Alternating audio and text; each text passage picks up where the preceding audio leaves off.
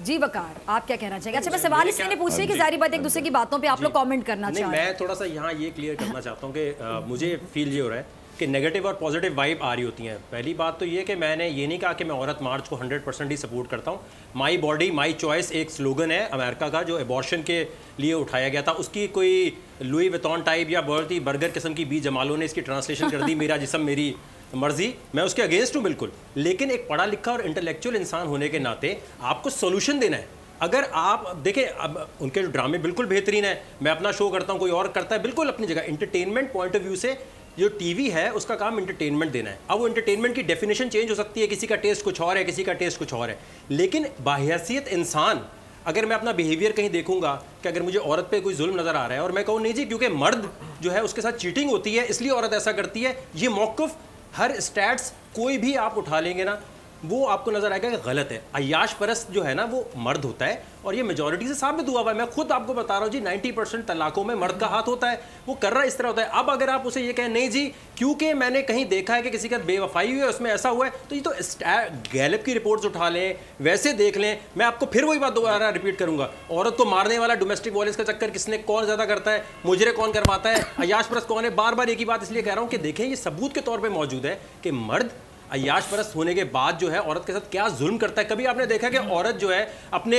एक शादी होने के बाद जो है 2 अफेयर चला ले, मेजॉरिटी क्या नजर आता है? कभी ऐसा नहीं होता, ये मर्द होता है जिसको एक औरत के बाद दूसरा अफेयर भी चलाना है। वैसे खलील साहब ने जो ड्रामा भी बनाया था, जो बड़ा उनकी मकबूलियत में उन्होंने इजाफा किया, उस ड्रामे ने पहले भी बड़े मकबूल थे, उसमें वैसे औरत ने अफेयर चलाया था। एक देखे ना ये परसेंटेज हर जगह और अपने हस्बैंड के दोस्त के साथ चला लिया था। परसेंटेज देखनी चाहिए ना, देखें परसेंटेज देखनी चाहिए। अगर ज्यादा एबनॉर्मल मर्द मौजूद हैं, अगर ये वही बात गार्ड्स के साथ जाके औरत को उठा के रेप करने वाले अगर ज्यादा क्वांटिटी मर्दों की है, कभी औरत का ऐसा फिनोमिना नजर नहीं आएगा, तो जाहिर बात उन एबनॉर्मल। फिर मुझे याद है ना खलील साहब, मुनीब आप भी कुछ कहना। खलील साहब आपने तो जो दानिश दिखाया तो अब नॉर्मल तो नहीं था वो। मैं ये कहना चाहता हूँ जी एक मैं जरा ऐड करना चाहता हूँ। ठीक है, मैं खलील साहब आपकी तरफ बाद में आती हूँ। जी मुनीब आप कुछ कहना चाहते हैं, आप कहिएगा जरा। जी मैं कहना चाहता हूँ कि हमारे मुल्क में ख़वातीन, मेरा सबसे सवाल है, और फिजा जी आप भी यहाँ मौजूद हैं, आप मुझे बताइए कि जब अगर कोई इमरजेंसी हो जाए, घर पे कोई हो ना, आपको कोई दवाई लेने जानी हो, कुछ सौदे लेने जाने हो, सड़क पर खास करके जो इस वक्त जो टाइम हुआ है, आप निकल के कोई सौदे या दवाइयाँ खरीदने जा सकते हैं, आपको सेफ फील होगा कि आप अकेले सड़क पे चल रहे हैं।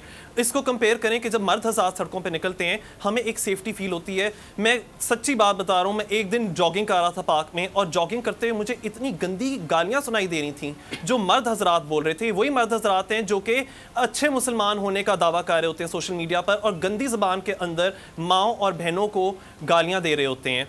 अब मुझे बताइए कि इस तरह के मुआशरे में औरतें क्यों एहतजाज ना करें? मैं औरत मार्च को पूरा की बात करता हूं, और देखिए मेरा मेरी मर्जी का मैं मतलब थोड़ा बयान ऐड करना चाहूंगा।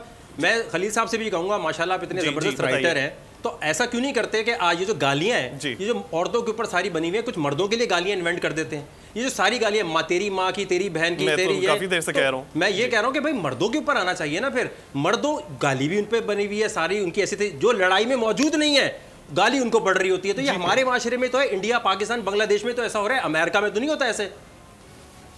अच्छा खलील साहब, मैं एक और बात भी ऐड करना चाहता हूँ जल्दी से, मुद्दत की थोड़ी कमी है, मैं फिर एक बात बता दूं कि ये जो मेरा मर्जी वाला नारा है, ये ना कि सिर्फ खवातीन के लिए, ये मर्द हजरात और हर इंसान के लिए, बच्चे के लिए बहुत अहम है। क्योंकि इसका ही मतलब है, जो मैंने आपको थोड़ी देर पहले समझाया था, कि ना तुम मुझे ज़बरदस्ती शादी करवा सकते हो, ना मुझे गंदी निगाह से मेरी मर्जी के बगैर देख सकते हो, ना मुझ पर तेज़ाब फेंक सकते हो, क्योंकि ये खुदावन ताला का दिया हुआ एक हम लोगों को इनाम है, ये एक गिफ्ट है। हमारा जिस्म, हमारा ज़ेन, हमारा वजूद।